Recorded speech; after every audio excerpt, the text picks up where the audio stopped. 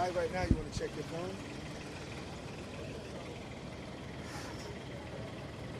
As I adjust this.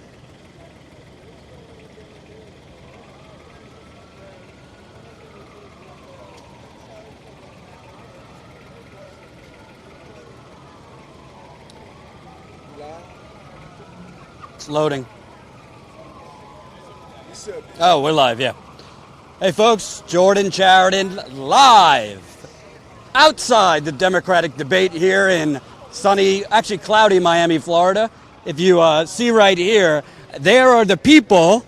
So they have supporters. I see Andrew Yang supporters. I see Joe Biden supporters. I think I see Mayor Pete supporters. But they're almost like using them as human props. I have never seen anything like this in all the debates I covered in 2016. They have basically wrapped like walls around the people so that journalists can't actually go and interview them.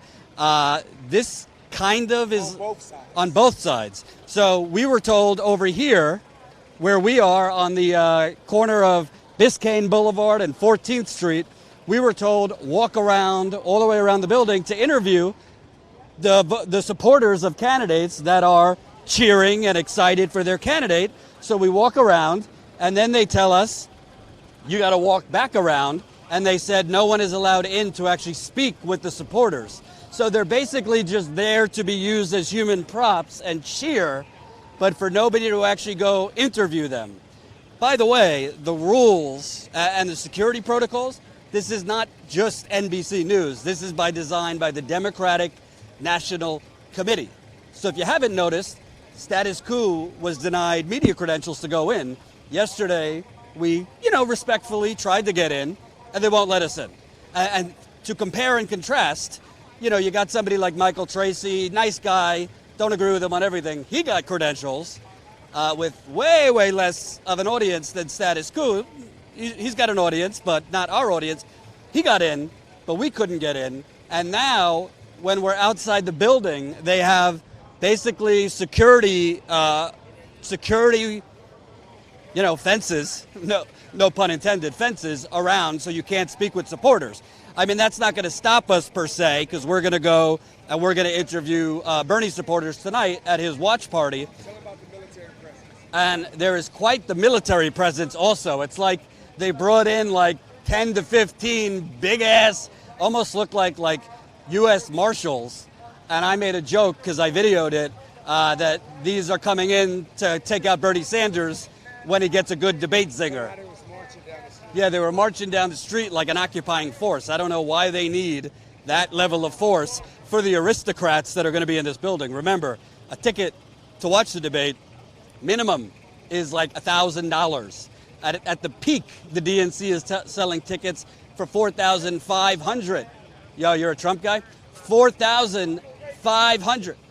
Oh, you like Reagan too? Hey, $4,500 to go inside. So I got to tell you, as a journalist, I find it disconcerting that the DNC, the Democrats, are all like, oh, Trump's attacking the First Amendment. Trump's attacking the free press, which he is. Don't get me wrong.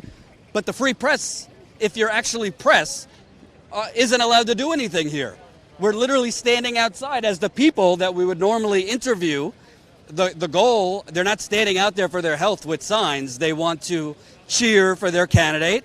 I would give him a fair shake, but I have some questions for Joe Biden supporters over there. I have some questions for Mr. Yang supporters on universal basic income. I have some questions for Mayor Pete supporters. And it just doesn't smell right. I almost feel like the whole debate here is controlled, extremely controlled, almost like lab rat.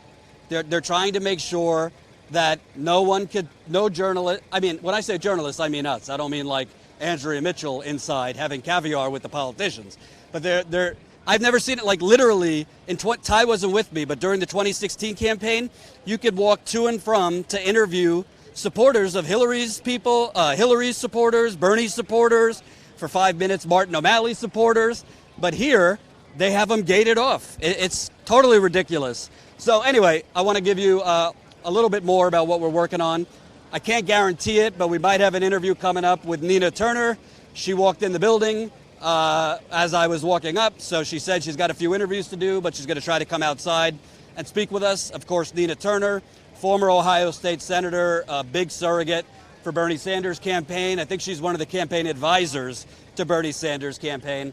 Her and I spoke earlier off the record. Can't really get into it, but let's just say I expect some gloves to finally come off from one Bernie Sanders tonight. Bernie, as far as I know, will be right next to Vice President Joe Biden on the debate stage. Obviously, we're not allowed in because we committed the crime of challenging Donna Brazile in 2016. But we'll be over.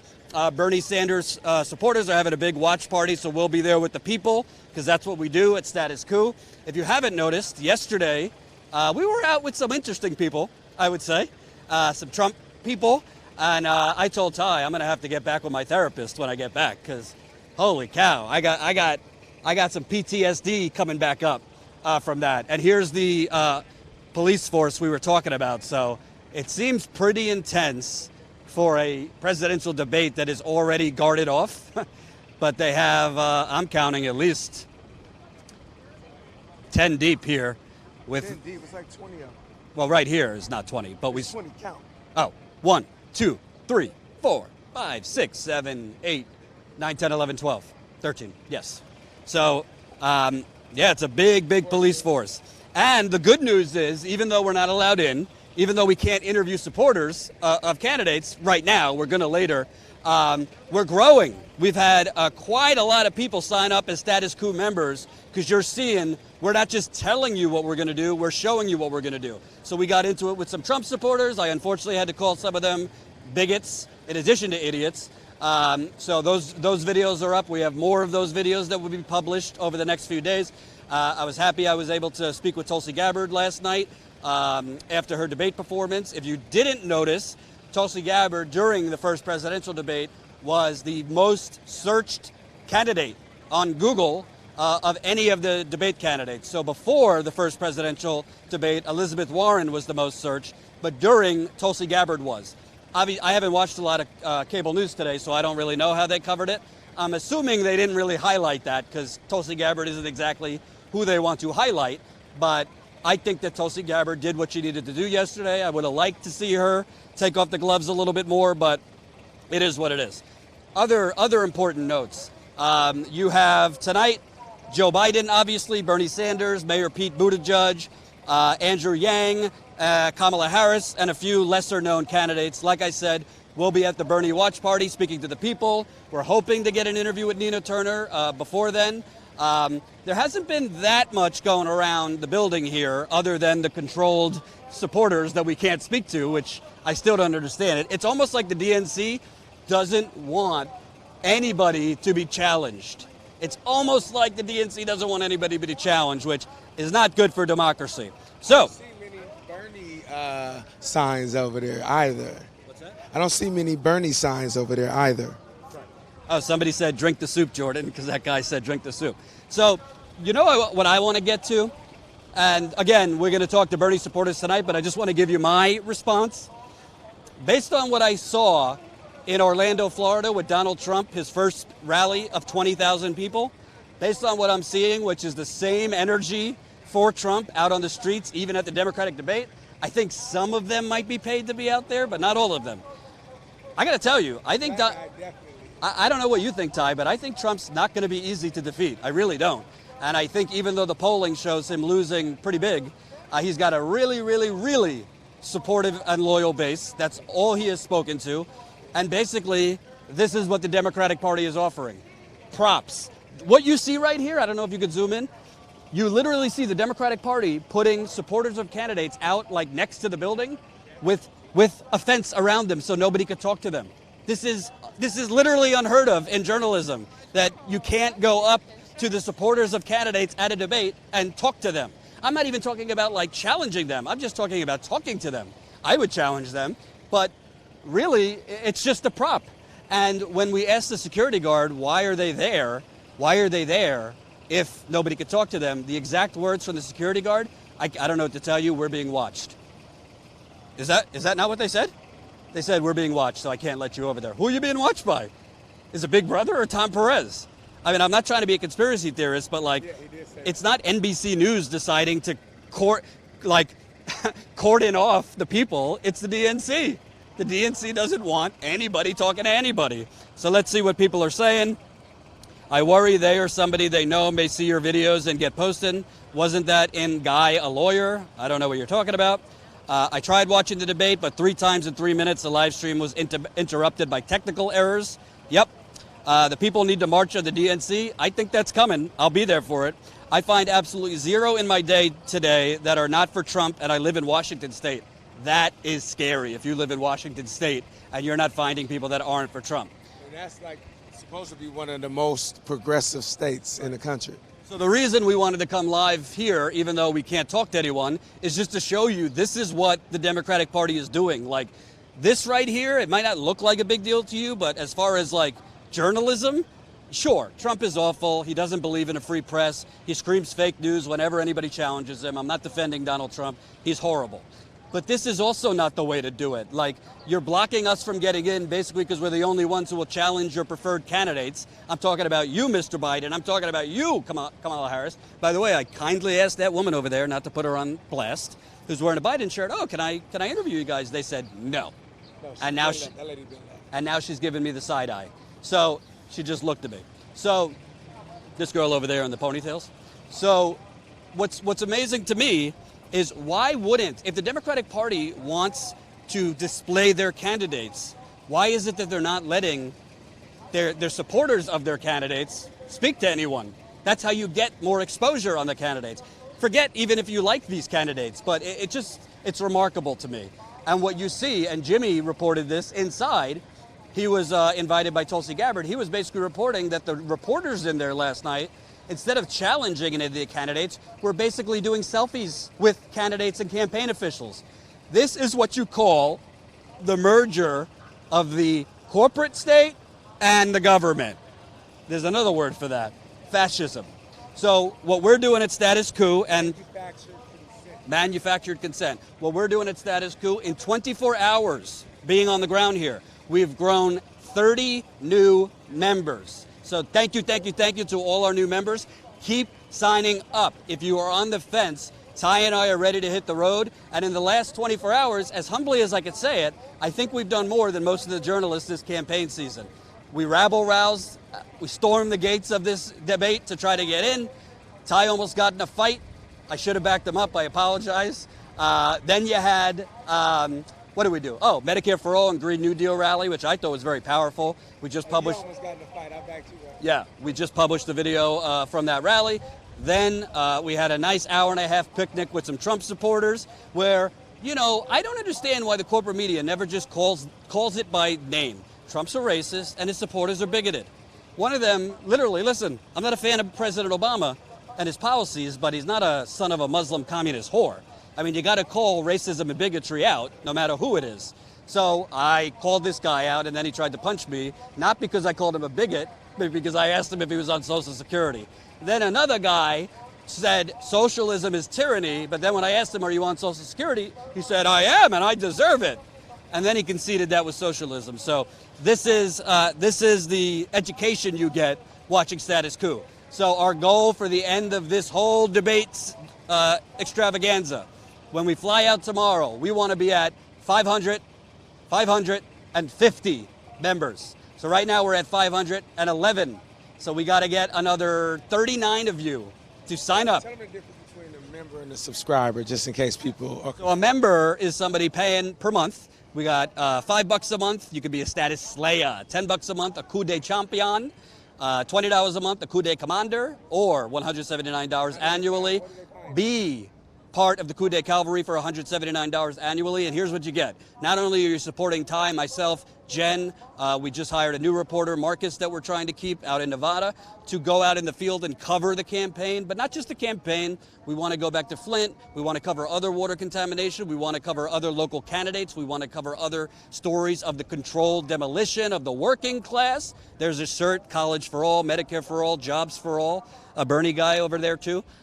We want to go out in the field and cover the important stories no one else is covering, but we need the funding to do it. So we're doing it in a very, very old-fashioned, radical way through you, the viewer.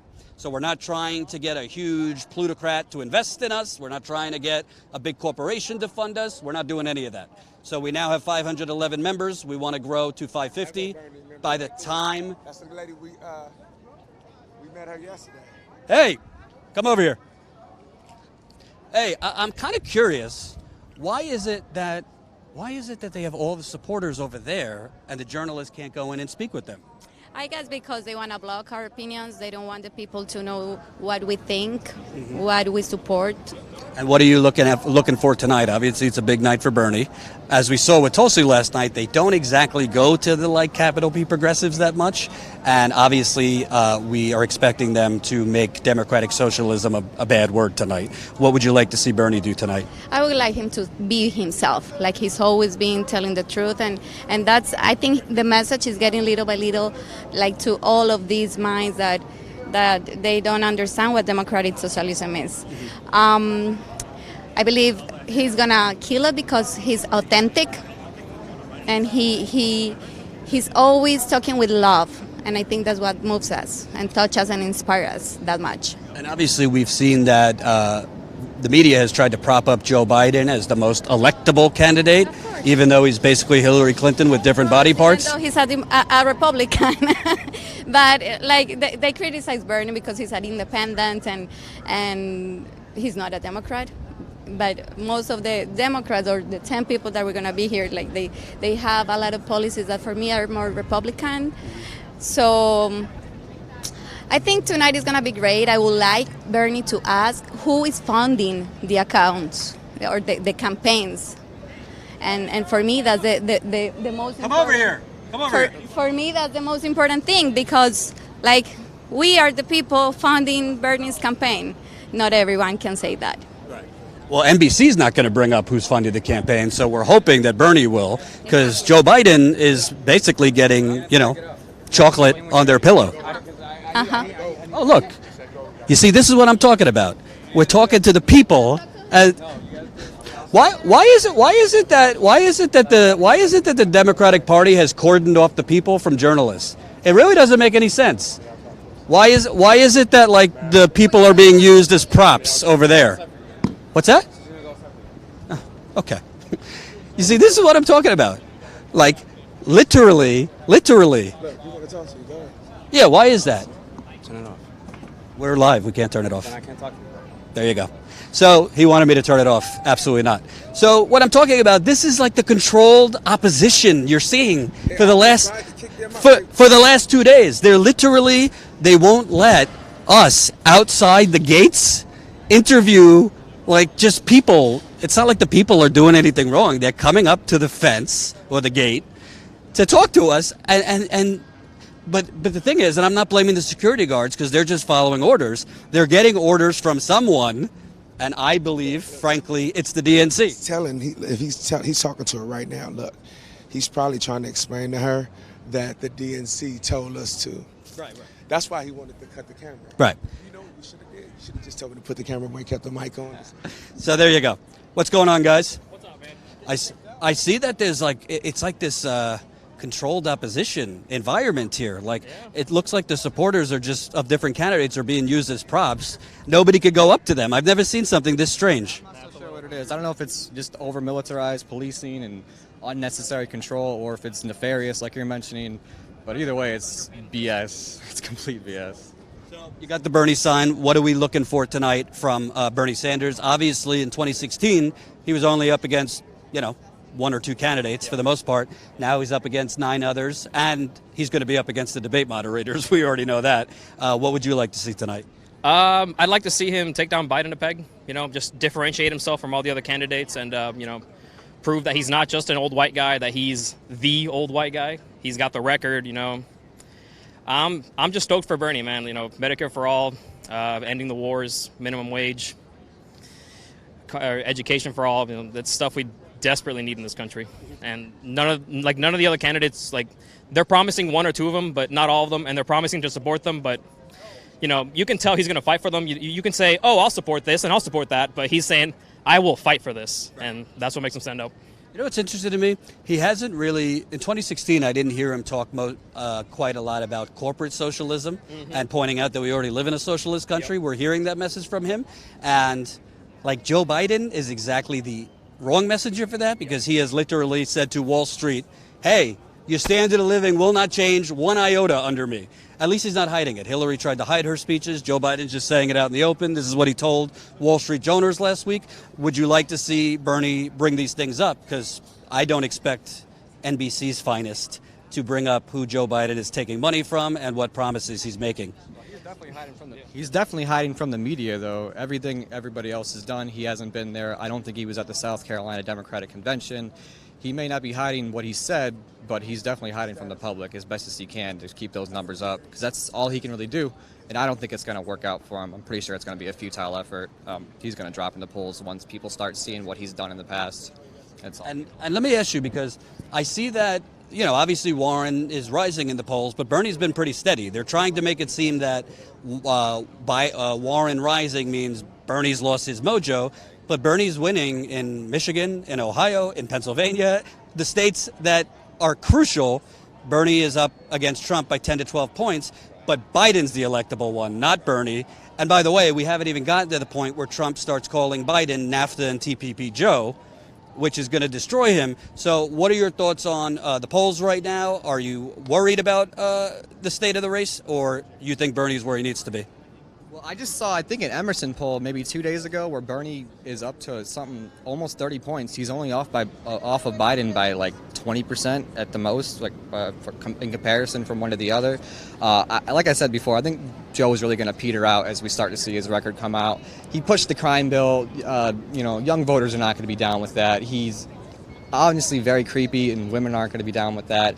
Once all this comes out in the light more and more and more, and people like you and the Young Turks and whoever else keep exposing it to people, bringing the audience around, he's going to go down in the polls. And I think if you look at the numbers that Sanders and Warren have combined, you see there's a progressive coalition that's stronger than the centrist Democrat neoliberal coalition for Joe Biden. And some Bernie people are worried that the corporate media is trying to prop up Warren, because they've been kind of, more positive coverage of her, to knock down Bernie. And then if they were to knock out Bernie, then they'll attack Warren. And that's the ultimate goal. What are your thoughts? It seems like that's the only way they can really go about it, because they know they can't just come out straight up in support of Biden because of all the terrible things he's done. The things he keeps saying about segregationists and his history on busing, anti-busing legislation. It's just so much there. They can't really focus on Joe. They have to play it like three-dimensional chess, like they love to try to do. And it's not going to work, I don't think. But that's why they're picking that strategy, is because they can't even come up behind him like they did Hillary and pretend he's some progressive bastion of hope, because he's not. What are your thoughts on the DNC? Because I'm not loving what I'm seeing here. Not that we're so great, but we were denied to get in. And Frank? I just got some news. Okay. I'm going to tell you after the switch. Okay, so we were denied to get in, which whatever. I know why we were denied to get in. They don't like me because of 2016. You were denied your press. I heard that you were denied your press pass. I heard. Yes, I was told of space constraints, but I'm hearing reports that you could knock a golf ball for miles in here and nobody would be hit. So really, they know that I challenge Democratic Party officials. I think I do it respectfully, but I'm going to challenge, and they don't like that. So the last time you hear someone had to step down from CNN. Yeah. But the thing is, we're rightly talking about how Trump is attacking the free press, and he is. But they're not letting in independent progressive outlets that are actually going to challenge them. Not only that, but I mean, I covered 5 debates in 2016. They're using these voters here as a prop. I've never seen voters like cordoned off where you can't go up and ask them anything.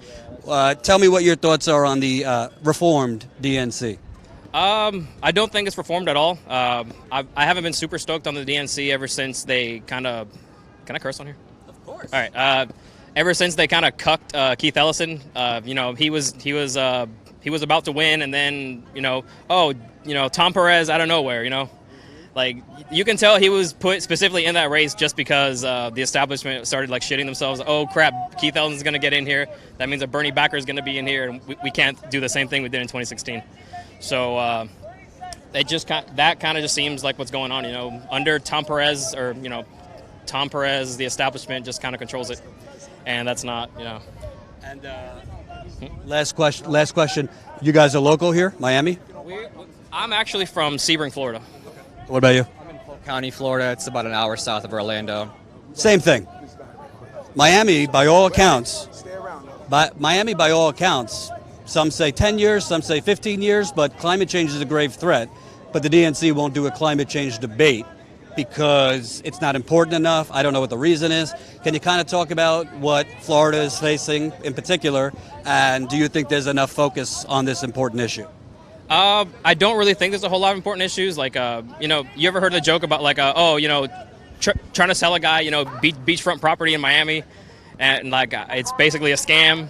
People know climate change is coming. Obviously, everything kind of points to it. And I'm sorry, freezing up. But yeah, no, it definitely does not get enough attention. Obviously, the DNC is funded by fossil fuel and whatnot. They said they were going to get off of it, and then whenever they saw their profit margin go down, they're, oh crap, we got to go back on it. And that's why I'm pretty sure they're holding off on the climate debate. It's all about the Benjamins, like Omar says, Representative Omar. It's all about the Benjamins, on every level, no matter what. Down here in Florida, we're dealing with sinkholes, hurricanes, water. It's disgusting. Everglades on fire now? Exactly. The Everglades are on fire. Out where I live in Polk County, there's fires that are swarming everywhere. Not this year, but 2 years ago.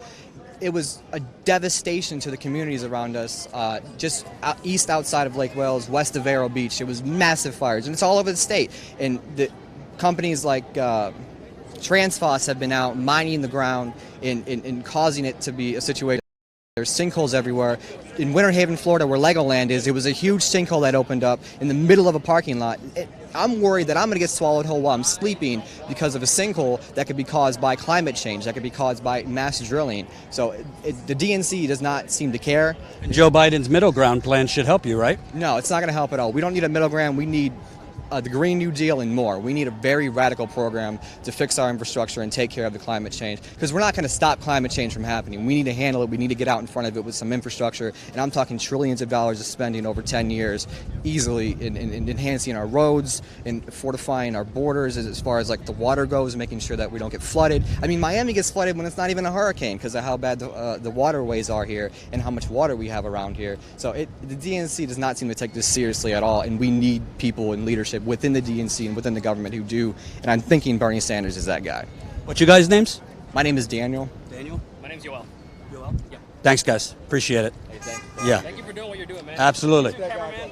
I'm going to interview some more people, but quick reminder, I need you to smash the like button. The more people that smash that like button, the more people that see this live stream. The DNC can kick our ass out, but you could help us get seen. So if you're watching on your phone, I need you to cancel out of the live chat real quick and then smash that like button. Another thing, just so you know, supporters, just like normal activists and supporters are able to walk through.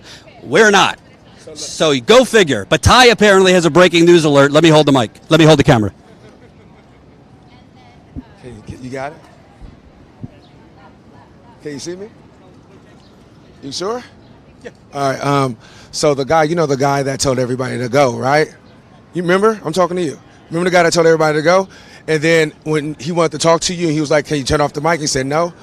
He came to me and said, and you got to respect him for it, and I appreciate it, because the only thing he's doing, he got a job, and he's just doing what he's told. He literally told me, yeah, they told us we cannot let y'all in. They don't want y'all interacting with the supporters, and I can't do nothing about it. He's like, y'all, you mean status quo? No, media, period. He said media, period. He said that's what they told him. He said, tell your boy I'm sorry. There's nothing I can do about it. But he said, I don't give a fuck if y'all win, but they told us this is what we do. So he said, it's the orders from the DNC. He's like, this is what they told us. We can't let any media in. You said the DNC? That's the DNC? I said, you can't help this, what the DNC said.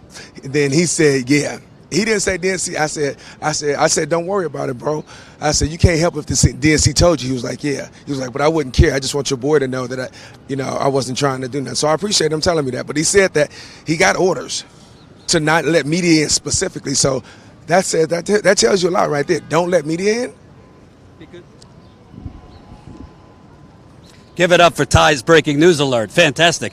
You want to know why? And by the way, he doesn't need to say whether it's the DNC. It's not exactly, the candy stripers at the senior home telling him not. The DNC, he agreed, like, yeah. It's not exactly the candy stripers at the seniors' home. No offense to my senior friends down here. It's the DNC. So here's the problem with all this. The Democratic Party in 2016, their game plan was Trump is the Antichrist, vote for us. So now your plan is to block, like use humans that, support, I see Biden people over there, Mayor Pete people over there, Andrew Yang people over there, whatever. Use them as props where they can't, forget us for a second, but can't interact with any press. Aren't you trying to get exposure for your candidates? I mean, it doesn't make any sense. The only thing I could really imagine is you don't want actual journalists. I'm not talking about the corporate stenographers like Andrea Mitchell in there, but you don't want journalists that are actually going to challenge them on their candidate's record to have any access to them. And what is that called? That's called censorship. So of course Trump is awful, and of course Trump, is attacking the free press and fake news and all this nonsense, but this is not exactly, honoring the free press either. So I have a problem with that. How you could honor the free press, I need you to smash the like button. I need all of you. I'm sorry, I'm not looking at my phone, so if you're leaving super chats, thank you, thank you, thank you. Also, become a member, statusquo.com/join. We're growing, we're growing, we're growing. After this, we're going to go to Bernie's watch party to speak with his people. You're not going to see his people get a voice on NBC, MSNBC, CNN, the New York Times. I could promise you that. Believe me, they're not going to give him a shake. Did you want to speak? Cool. What's your name, bro? Tyler. Hey. Nice to meet you. Nice to meet you too. What do you think of what's going on over here? What do I think of what's going on? Right now there's not too many people out here, but I expected a lot more people to come. And overall, I don't really care, how many people show up. That's not my thing. Right now, Bernie Sanders is the one that's speaking to the issues I have, issues my people have. He's for universal health care. He's for ending the wars like Tulsi. He's for getting free college out. And that's really something I support down deep in my heart, and that's why I'm here. And first off, let me just say, it's a shame that you're not in that fucking building right now, because you should be there right now. Just because you asked Donald Brazil a tough question, they don't want people that's going to question power. They want people that's going to kiss power's ass. And that's really how I feel right now. And talk about, you said your people. What policies in particular is Bernie talking about that could help you, your family, your community? Raising the minimum wage. So right now I'm making about $10-15 an hour. If you raise it to 15, that'll make a big difference in my life and everybody else's life. White, black people, brown people, everybody. What are you doing for work? I work at a park at Broward County.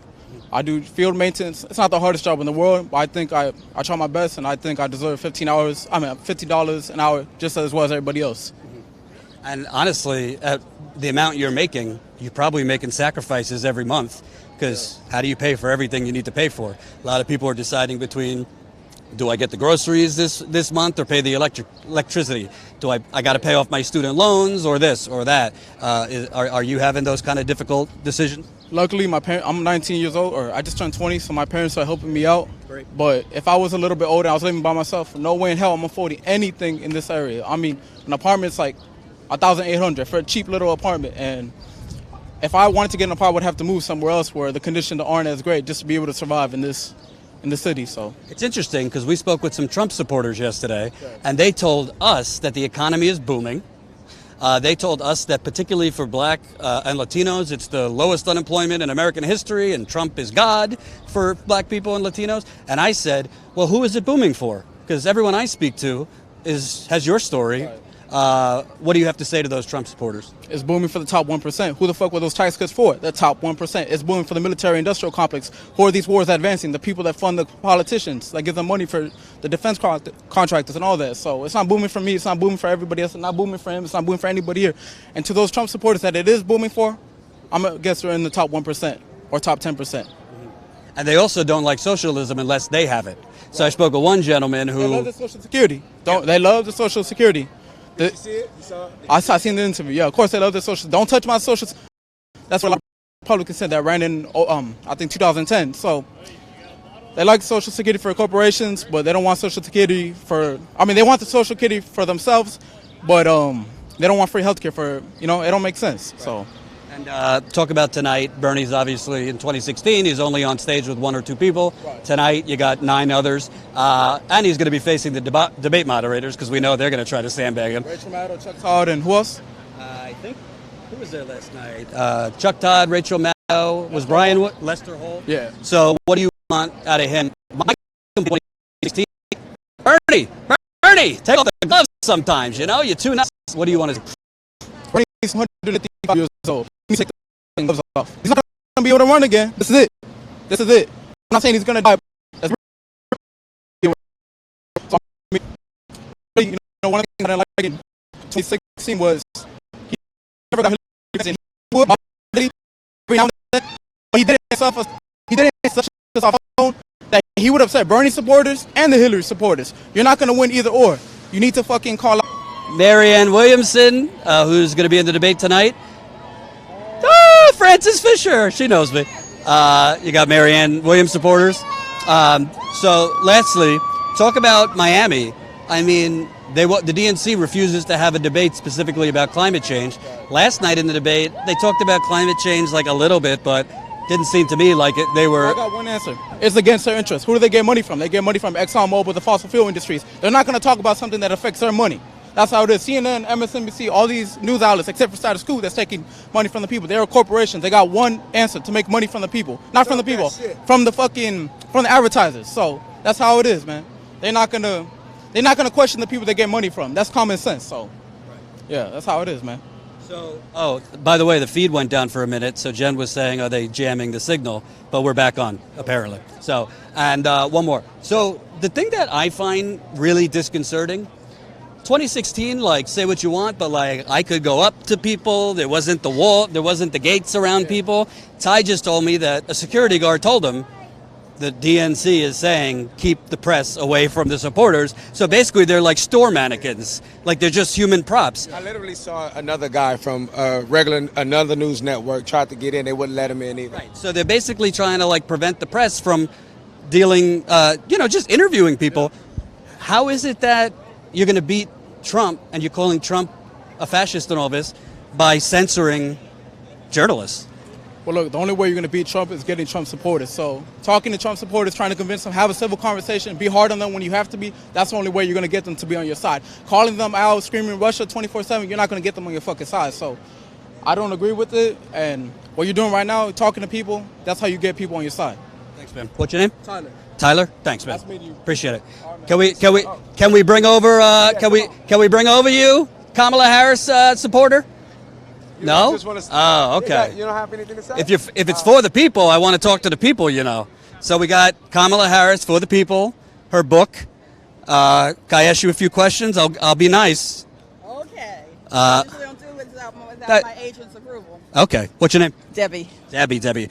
You from Miami here? Absolutely. 5 blocks away. So talk to me about Miss Harris. Why are you supporting her? And how was her book? How is her book? I didn't read it. Her book is great. First, she's a professional. So, okay. Let me do this then. Okay. She's a professional. She knows what she's talking about. She has ideas for policies. I don't expect her to change the world 100%, but I think she knows how to go in the right direction, get the right counseling. That's essential. What's the go-to policy she's proposing that speaks to you? I think her views on immigration are significant. She's from California, having been the state's attorney general, and she's dealt with the issue, not just criminality, which was, being brought forth more than anything. So, okay, well, great. I love California. So she's very much up on the issues of the day. She is not 100% left wing. She's not 100% central. She's making common sense. Are you concerned because there's been a lot of criticism of her attorney general's record? There's been reports that there's some people in jail that there was evidence they shouldn't be in jail, but she fought to keep them in jail. She went after mothers for truancy of their kids, which a lot of people feel is, kind of disproportionately harming minority mothers who are just, trying to help. Minority mothers. I think she went after mothers who had children who were truant, and I've had a child in school years ago. That's an issue that is not new. That's an issue that most lawyers who are authorized to prosecute have taken on when it's appropriate. And what about, she's been in the Senate since 2016. What policies has she kind of passed or pushed? Because as far as I know, she's had some moments at these hearings that have gone viral, but what has she done as a senator in 2.5 years that prepares her to be president? I think she's done her job like most senators and congressmen or women have done, as well as the president. I don't think the president is making 100% appropriate policies or going in the 100% appropriate direction. I don't expect that of her. I'm not dreaming. You know, I'm very realistic as to what most politicians do and don't do. Well, isn't that the problem? Why we got Trump? Because people were tired of the same old politicians. She hasn't really passed any legislation. She's I think no, I don't even. I think she sponsored a few things. Entered a bill, right. Yeah, necessarily. I don't think most politicians are working alone, except for the president, who is making his own determination. She has a team of people. She has to basically go through them, work with them, conspire with them sometimes. People would say, what she done in the Senate to be better than Bernie or even Biden, who was vice president. She might come across well in those hearings, but what has she actually done? Okay, I don't think Bernie Sanders or Joe Biden. I've been around. I lived in Washington, D.C. for 20 years. The Carter administration. I've seen him. I've seen his work. I don't think he's any more equipped than she is. Bernie Sanders, I'm not that familiar with him from Vermont, but I think, you know, all of them basically have to have a team approach. They have common sense. My last question, my audience and me, are concerned about money in politics because you got a lot of politicians who give you progressive chatter, but then they're, you know, they talk very populist and I'm for the people during the day, and then they're doing Wall Street fundraisers at night and kissing the rings of the rich. She has done a lot of Wall Street fundraisers. She just did one with the managing director of Citigroup on Fifth Avenue in her penthouse. This leads many, including me, to believe, well, follow the money. If she's taking Wall Street money, is she going to be any different than Obama, Trump? Biden's taking a lot of Wall Street money? Because usually if you're taking Wall Street money and the special interest money, you're just going to get in office and kind of make these sweetheart deals that don't really help anyone. Well spoken. I agree with you. I have not spent a dime on a politician, even though I may support one and even though I may vote. I think it's ridiculous to have to pay my way. If they don't have this, that's their problem. There are other ways that they can provide information regarding their platforms. It's ridiculous, the money that is required. So you would think, even though you support her, you'd like her to stop focusing and taking the money of those big Wall Street fat cats I'm talking about any money, even from the average everyday citizen. How are they going to run their campaign without any money? They need to be creative. Okay. I'm not giving a dime to any politician. I haven't for decades. But you're not concerned that she's taking all that Wall Street money? I'm not concerned because that's how they do it. I don't think she's alone in that.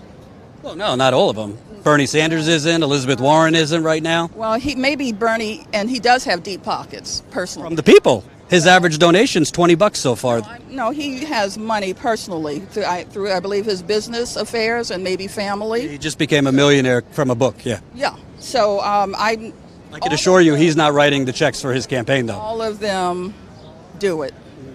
I don't think that system's going to ever change in the near future. Last question. So forget Kamala Harris for a second. Okay. You got Trayvon Martin, Jordan Davis, Stephon Clark in Sacramento. I mean, the list goes on. Michael Brown. We're talking about Tamir Rice, not murder, but the Central Park Five. Correct. There's been a series about that recently. I hear a lot of candidates talking about criminal justice reform, and I see a lot of candidates go down to South Carolina when they want the black vote. But I don't see them doing much after that. I haven't for 40 years. I lived in Washington, D.C. for 20 years, from the Carter administration on up, and haven't seen anything significantly change. But I don't think they're really the change makers. I think the people, if they don't get in the streets like the people in Hong Kong got in the streets in the hundreds of thousands, then we're doomed. Thank you. You're welcome. Appreciate you taking the time. Debbie. Thank you, Debbie. Appreciate it. See? What's the DNC so worried about? I'm very nice. Was I nice to you? Absolutely. Thank you.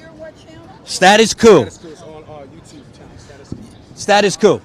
So, you know, I politely challenged her, but I didn't knock her over the head or anything. Let me through the gates. More significant challenges in my life. This was very easy. Thank you. Send it to the DNC. So, you know, don't get me wrong. I mean, there's some I might challenge a little more. Let's see who this is here. It might be a candidate or a rich donor. My guess is a rich donor. Is it a rich donor? I'm thinking a rich donor. She's got an American flag. Who might that be? Oh, that's what's the name that retweeted you. Oh, Alyssa Milano right there. So the important thing to know here is I think Kamala Harris is corrupt as all sin. I think she's a fraud. But I'm not going to let, the supporter likes her. She's kind of not completely educated on the issue, but most voters are not educated on what's really going on here. So the bottom line is I think I was kind to her, and that's the point. Why is it the Democratic Party is trying to block media that is respectful? Nothing I just said wasn't factual. Everything I just said was factual about Kamala Harris. She agreed with me, but we were civil. Now, Biden supporters, I might take it up to from a 5 to an 8, but that's okay too. So anyway, that's Alyssa Milano. She, unfortunately, has said she doesn't really care about. She doesn't really care that much about his record. She wants Joe Biden because she thinks he's the most electable. I don't know what that's based on per se because. She just wants Trump out. You want to see if you can interview her? No, not particularly. The thing is, she wants Biden not for any reason of the record, and she also was like a leader of the Me Too movement, which is odd considering Joe Biden has had some weird things with smelling young people's hair, but I'll leave that to you guys. You don't want to talk to her? No, I don't want to be like I don't want to ambush her. And she retweets us sometimes, so I don't want to. Yeah. So, anyway, let's see what the people are saying before we head over to the Bernie party. Did you want to interview? You've been standing here. Yeah, come on over. I'm a big fan of your work with Oh, thanks, Brim. the Flint stuff, so, man. Oh, cool. What's your name? Sean. Sean. So, you live in Miami here? I do. I've lived here about 8 years now. I'm from Pittsburgh originally. Okay. So, I'm looking at a city, you got climate change is a big issue. It was barely talked about last night. Sure. The Democratic Party is blocking us from talking to anyone. Understandable. I know how the mainstream works, so, right. Yeah. So what are you looking at tonight? Because obviously, I don't know who you support, but Bernie's going to be up against not only the candidates, but I'm sure the media is going to be socialism this and that. What do you want to see from him tonight? I'm excited for him to do well. I honestly think a lot of the Biden stuff is mainstream hype. I don't think most people, if they're educated on it, would really consider him a viable candidate. I'm personally a Tulsi fan. I think Bernie personally actually has the best chance of beating Trump just because he already has the coalition behind him. I mean, Tulsi has a lot of the same politics on him. I think just because she's a veteran and she understands the military, she'll be better capable of handling that. But overall, like, Bernie's got the plans, man. He's got the juice. He's got everything. He's got the sauce, really. He's had it since, what, the 70s, 60s? Wait a minute, because I hear Elizabeth Warren is the only one with plans. Elizabeth Warren is the I have a plan candidate. She's got some plans, but what's interesting, not trying to knock Elizabeth Warren here, but like her wealth tax plan, Bernie's been talking about that for like 2 decades. So a lot of her plans, oh, it's our Trump fan over here. It's our Trump fan. Hey, there he is. We spoke yesterday. How are you, sir? Good to see you. How you doing, man? It's a lot of her plans are kind of recycled from Bernie. It doesn't mean they're not good plans, but let's keep it real. Yeah, she's got good plans. Like her plan to eliminate student debt's nice, but Bernie just came out with the one that's more comprehensive and really going to get to the core of the issue.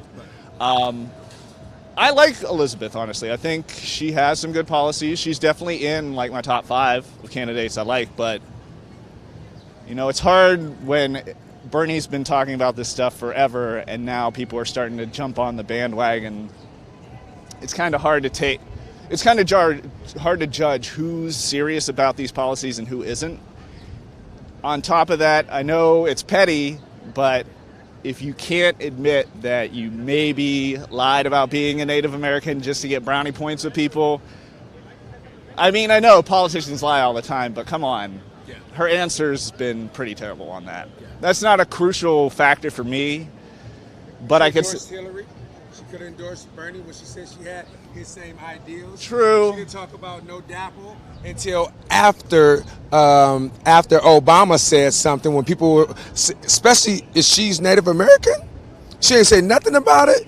People are getting shot, arms blown off, tear gas, water hoses. Let me reset for a second. Just so you know, I understand that there's some technical difficulties. That's not us. We're probably being jammed by. I mean, this is some 1984 style censorship dystopian. To be fair, this is what happens when you get around an area that the same reason that we couldn't get the frequency is the same reason that it's probably throttling like that because everyone is using the same signal. Stop screwing up my conspiracy theory. It's the DNC. It's not what you're talking about. Anyway, but it's the tech oligarchs blocking us. So if I missed any super chats, sorry. We got 635 of you watching. So to 635 of you, if some of you in that audience are not yet Status Quo members, what are you doing? We've grown, I don't know the number now, but when I went live, we grew 30 members in 24 hours. So we got to get that number up to 60 new members for this trip. Membership is how we grow. It's how Ty and I could hit the road after this. We want to go cover Bernie on the road. We'd like to go cover Joe Biden, actually, challenge some of his voters. We'd also like to cover Tulsi. You're not going to see much Bernie coverage on CNN. You're definitely not going to see Tulsi coverage anywhere. So we need the funds to do that. We're not selling out. We're not asking Goldman Sachs to sponsor us. We're certainly not taking money from ExxonMobil, Pfizer, Facebook, or the usual suspects. We'd like you to fund us out there because instead of some other outlets that ask you for money and then give you 24/7 Trump and Russia bullshit, we give you access to the people. That's what we're trying to do. Statusquo.com/join. You can become a member for as low as $5 to $10 a month, or if you want to do an annual membership, it's $179 annually. Tell them to subscribe as well. Also subscribe here to the channel if you can, and also go to statusquo.com right now. Enter your email. We want to grow our email list. So moving on. You know what's interesting to me also? You keep hearing about electability, but everything about Joe Biden, but everything I'm seeing. I'm sorry to be crude. He's kind of Hillary Clinton with different body parts. 100%. TPP, NAFTA. He drafted the crime bill. He's basically. I think he's still for TPP. He won't give an answer on it. That's a big reason Donald Trump won in those Midwest states. He was saying, I'm going to repeal NAFTA. Oh, TPP is not going to happen. So far it hasn't. Whereas Biden is for all of these things, not to mention Biden is. Trump was very successful in painting Hillary Clinton as a Wall Street puppet, which frankly she was, and Joe Biden is too. So there's no differential. But honestly, I think Biden is a worse candidate. I think there's a lot of people that think because of this perceived politically incorrect persona he has, the too close to touching people and the not the tone deaf things he said in regards to race, they think that is an antidote to Trump. They're misunderstanding why people. It's not the fact that Trump says racist things and is off the cuff. It's because he talks like working class people. That's what he relates to people with. And I think a lot of Democrats think, oh, well, Joe's the same way. He talks like, no. He talks like a neoliberal bourgeois Democrat. Bernie talks like a regular person. Well, and I think there's a lot of this.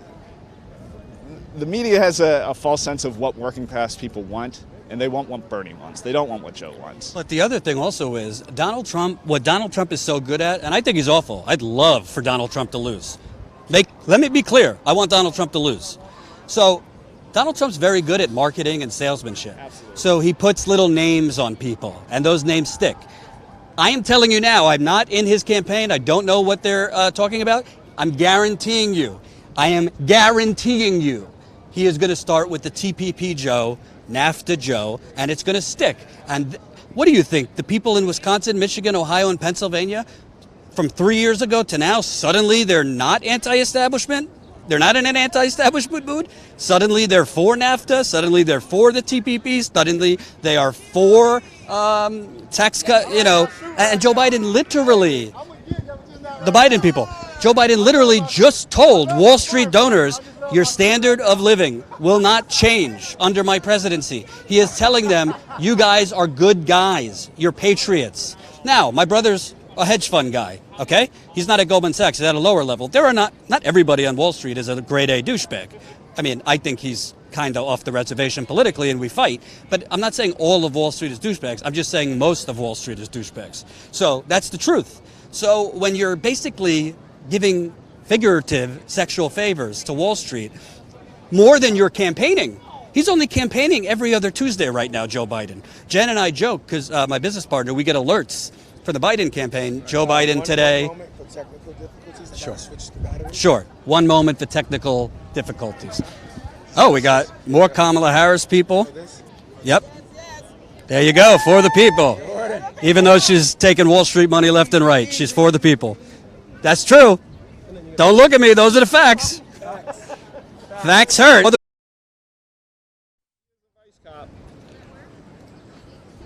Stick with us for a second. Zip this up. I only got one hand. Just zip that. All right.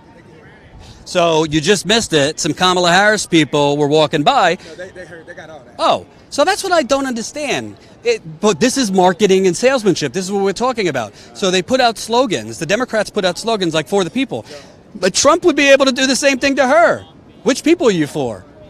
The Citigroup manager you just had a fundraiser in her penthouse? AT&T, who you just took $50,000 from? Parent company of CNN. They don't disclose it.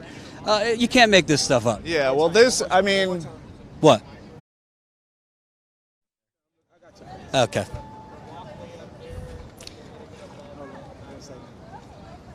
This one has 39 minutes. Then we're going to have to check. Okay, so, they don't like that I said she's for the people of Wall Street, but that's the truth. So I don't understand. I mean, listen, I get, I'm white, so obviously, I don't mean this in a bad way, but, obviously some African Americans like a black woman. She speaks very well. She's accomplished. She was the Attorney General, but they seem to want to ignore those details. Same thing with Biden supporters. Yeah, this is kind of... No, I said I could understand because she's African American. That's attractive to them, but they're ignoring certain things. Not the only reason they want to vote for her, but well, this is part of the issue with the shallow co-optization of identity politics. It's one thing if you want to vote for someone based on them being a man, a woman, gay, straight, black, Latino, but what are they talking about? That is only one characteristic of the person. And just because a person represents a certain group does not necessarily going to mean they have those people's interests. Most of these groups that you're talking about aren't monoliths. Gay people aren't a monolith. Black people aren't a monolith. Women aren't a monolith. They have a wide range of views on how this country should be run.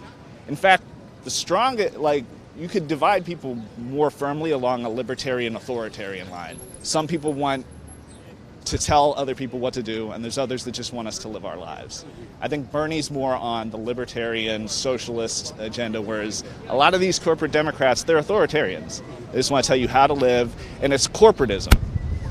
It's corporatism co-opting identity politics to make it seem like we're about diversity, we're about multiculturalism, we're really about money at the end of the day. It's the appearance to make you guys feel like we're creating this faux, peaceful, safe space for everyone to be in. But at the end of the day, the rich are going to keep getting richer, the poor are going to keep getting poorer, and we're going to fight over it at the lower levels just because they don't want us to get to that point. Also known as the faux-gressives, as one of my viewers gave to me. Evangelical left. I like that. Evangelical left. All right, so we're going to wrap up in a bit because we got to recharge our camera battery so we can go live from Bernie's event. It is now, what time we got? Oh, wow. It's crazy. It's still 2 hours. It's 1 hour and 45 minutes from the debate. They start these things so late. It's crazy. So we're going to wrap up soon because we got to go. I'm going to try to interview Nina Turner, so I got to bug her a little bit more. I've been bugging her all day to get an interview. Quick question. I know they've been talking about Bernie's, we're jumping the gun here, Bernie's potential running mate, and they throw Elizabeth and Tulsi in there. Do you think Nina's reasonable to be possibly his running mate? I've already put my candidate out there, and that's one Nina Turner. But I don't, I'm not with Bernie's campaign. So here's why, it is very premature, but here's what I would say about Nina Turner. Hey, Erica, how are you? Here's what I would say. I think that Bernie Sanders obviously is inspiring enough, but Nina Turner is a whole different level. I mean, I think pretty much 99.9% of politicians are either fully full of shit or like halfway full of shit. She's genuine. And I think Nina Turner, she's Obama and means it. What I mean by that is Obama, he had a gift of just taking you to another place at a speech, you know? And she has that same gift. I like Tulsi Gabbard, but I don't think she has that gift. Warren, no. Nina Turner does, and Nina Turner really comes from her story is unbelievable. So she might not have the experience of a Tulsi or a Warren politically, but she's got the experience as an organizer. She's got the experience as a fighter. She was the Ohio Secretary of State. So I think she'd be perfect. And also, let's keep it real. It would be good to not only see a woman vice president, but a black woman vice president. Yeah, for all these people talking about Kamala Harris, I mean, Nina Turner's the real deal. Right. So I would, don't get me wrong. I'd be totally fine with Tulsi Gabbard. I would not. I mean, some of you don't. Some of you are hating. Like, I'm not going to be like, no, Elizabeth Warren, no. The only thing that makes me slightly apprehensive about Tulsi is I don't know if you read the piece in The Intelligencer about the strain of Hinduism she comes from. Yeah, I didn't read that one, but I read it. Started by some white surfer dude out in the middle, like it's borderline a cult. So that makes me a little bit worried, but at the same time, I grew up, my uncles are Faith Bible Baptists. Like I can't judge. Yeah, we were all in a cult at some point, so I just, to be honest with you, I love when people do that. To be honest with you, to be honest with you, I do find that concerning, but I also think that she grew up with a very, very homophobic father, a really, really homophobic family.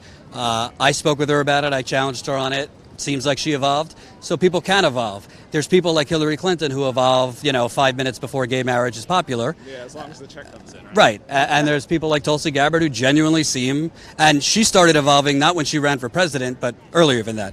So I think you give her a lot of credit for saying 5 minutes before. I think it was 2 minutes after. Oh, Hillary Clinton, yeah. So I'm not that concerned about that. What I am concerned about with Tulsi is not Tulsi, but the media, because they're going to be like, oh, Bernie's, because he picks Tulsi, they are the candidates of Putin, and it's going to be Russiagate 2.0 and 3.0 and 4.0, and I can't take any more of that.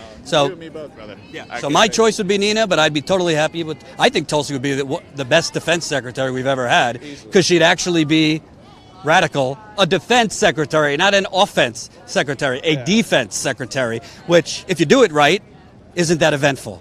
Isn't that eventful? So we got to wrap up because we got to charge and do a bunch of things. Keep doing the work. Thank you, sir. What you did in Flint is incredible, man. Thank you, man. Appreciate it. Thank you.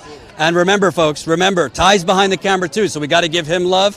Follow him on the Twitter. That's at Tommy_Tyehefe. He feels he's not getting the love. Tyehefe. Okay, tell him why. Tell him the bullshit ass excuse you gave me earlier. Because I told him to change his Twitter handle. It's too much. Are you going to remember Tommy_Tyehefe? It's never been too much. You never said that before. I get lost at underscore, okay? Just make your Twitter handle at Tyehefe. You will get a lot of followers. So go follow him now at Tyehefe. That's what you got to do. It's not it right now. I got to change it. Right. Whatever. Right now it's at Tommy_Tyehefe. I forget what Jen's is. Jen, put yours in the super chat. I think it's at Jen Elizabeth, if I'm correct, but I might be wrong. Also, for all of you watching, I'm gonna stress it one more time. We have been out here for about 36 hours now. We have challenged Trump supporters. We have given voice to more people that have not gotten a voice than anyone else. We are speaking with Bernie supporters. We're speaking with Bernie supporters, Tulsi supporters.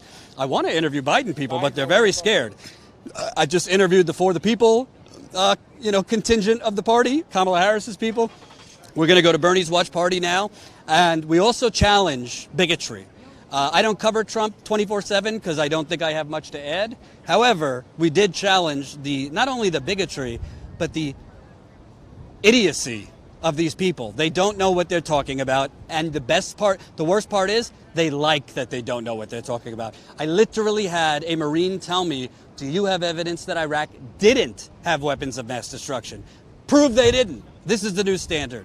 He compared going to war in Iraq, the need to go to war with Iraq, with the need to go to war, World War II.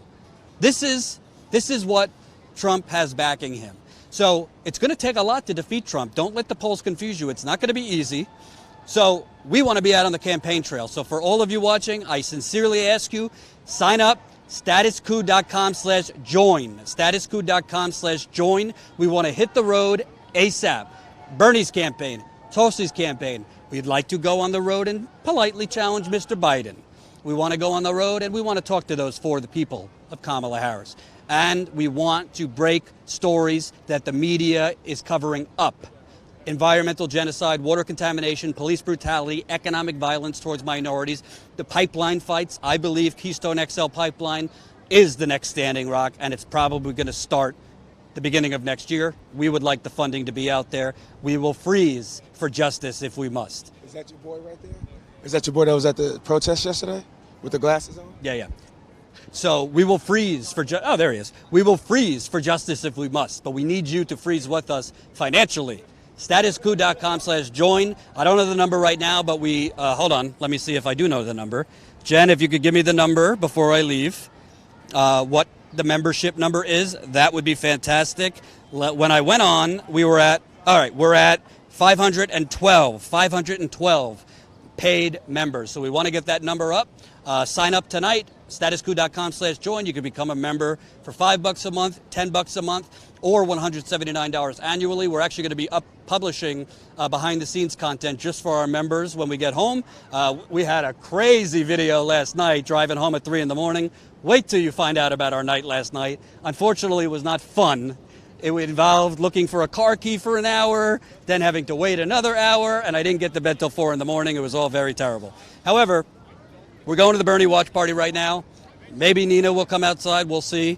And we'll be live again later tonight. So YouTube might not notify you because it's YouTube. So you got to just keep coming back and watching. And check out the other videos we've already done. Statuscoup.com/join. We'll see you in a little bit. Peace out. Oh, Nina Turner. Go ahead. Hey. Go ahead.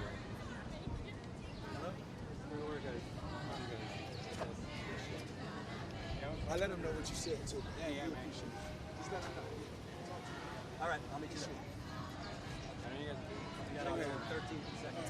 Hey, George, you wanted to holler at you 1 second.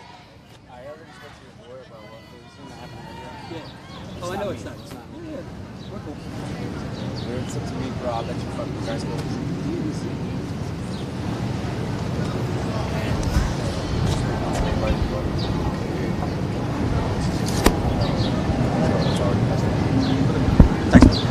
See, I'm not that bad of a motherfucker. No, I have no problem. Doing my job. Thanks, man. Wait, Hold on. Let me turn this off. Let me turn this off. I kept it recording. Hold this. I gotta turn it off. Did he say it was against? Yeah.